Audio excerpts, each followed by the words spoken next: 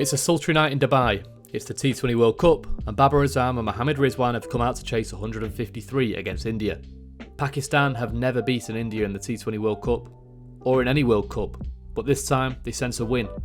None of that history matters to Babar and Rizwan. 7.5 runs and over is an ODI target.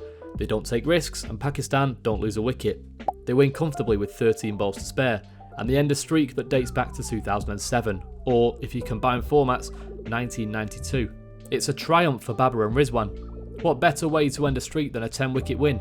The team management must have patted themselves on the back. They had paired the two batters together only a few months ago against South Africa in the safety of home conditions but against a strong attack. Rizwan scored 197 runs at a strike rate of 146, while Babar failed in the first two matches. He dropped to number 3 for the third match, but this was only a stopgap arrangement. Babar and Rizwan were back at the top when Pakistan toured South Africa immediately after that series. Their first great partnership came at Centurion after South Africa had posted 203 for 5. It was a big score, but Pakistan reached the target with 2 overs to spare. Babar hit 122 in 59 balls, Rizwan 73 not out in 47, together 197 in 106 balls. The experiment had worked. A few months later, Babar and Rizwan added 150 in 88 balls against England at Trent Bridge. They were now guaranteed to open the batting at the 2021 T20 World Cup. They are still doing that and have done so in 33 matches to date. But has the plan worked? Well, at the time of recording, after the 4th Pakistan vs England T20I in Karachi, Babar and Rizwan have scored 1,735 runs when batting together. That is a lot. In fact, only Shikhar Dhawan and Rohit Sharma have added more runs together, 8 to be exact, and in 19 innings more. Of pairs who've scored more than 750 runs together in T20Is, Babar and Rizwan's average of 55.96 is comfortably the best. They've also shared a staggering 6 century-plus stands for the first wicket, with 4 of those surpassing 150 and 1 double century stand in the second T20I of the series against England, where they flawlessly chased down 203. They have amassed runs together like no other pair in the history of T20 Internationals. But this is 20 over cricket, and simple accumulation of runs alone is never good enough. When opening the batting together, Babar and Rizwan have scored their runs at 8.22 and over.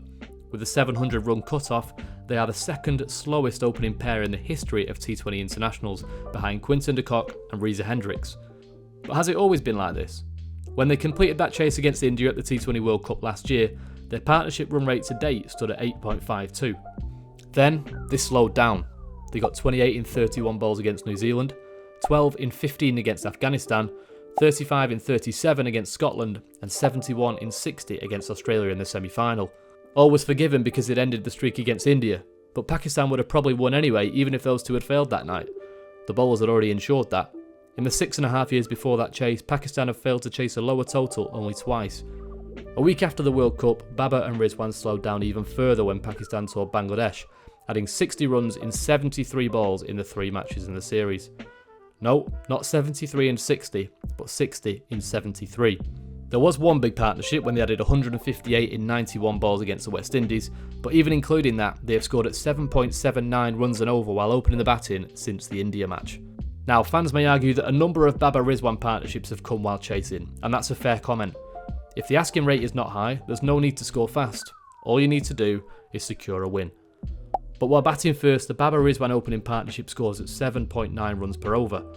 Since the start of the 2021 T20 World Cup, it's even lower at 7.52. Both numbers are slower than their overall run rates. So let's dig a bit deeper. What we've seen until now only tells us what happens when Babar and Rizwan bat together, until one of them gets out. But how have they done individually? As an opener, Babar has scored 2,165 runs at a strike rate of 133. Rizwan, 2,010 runs at 132. Only 3 openers with 1,500 runs are slower than those two. Tamim Iqbal and Tilakaratne Dilshan have both retired, and Shikhar Dhawan last played in 2021 for a second string India side, making Babar and Rizwan the slowest active openers.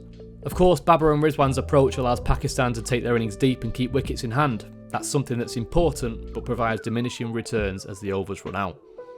But if an opening pair bats for too long in a T20 match while not scoring quickly, it puts tremendous pressure on the middle order, who have to deviate from plans which can often lead to a collapse.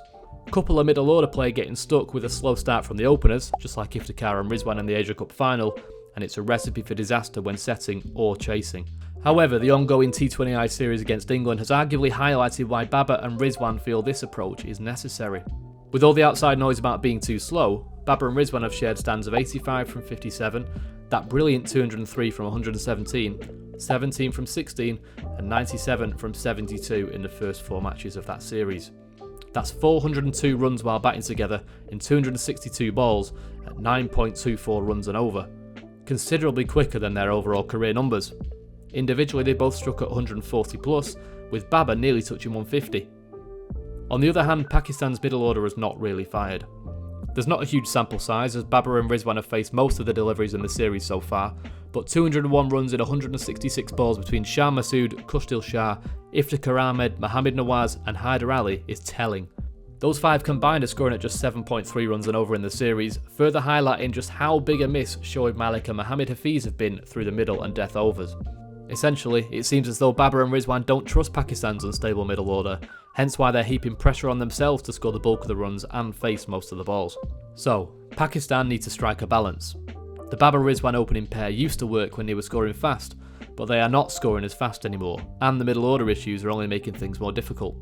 Keeping it simple, one or both of Babar or Rizwan could take more risks, or start taking risks earlier in the innings. A bigger change would be one of them batting down the order, adding stability and consistency during the toughest phases of the innings and allowing a different player to play more aggressively inside the power play. Or perhaps with the middle order they have available and the strength of their first choice bowling attack, Pakistan might decide that they can make this approach work better than anyone else, even if it goes against how modern T20 cricket is generally played. Either way, if Pakistan want to change something, they need to do it soon. There's not much time left before the T20 World Cup.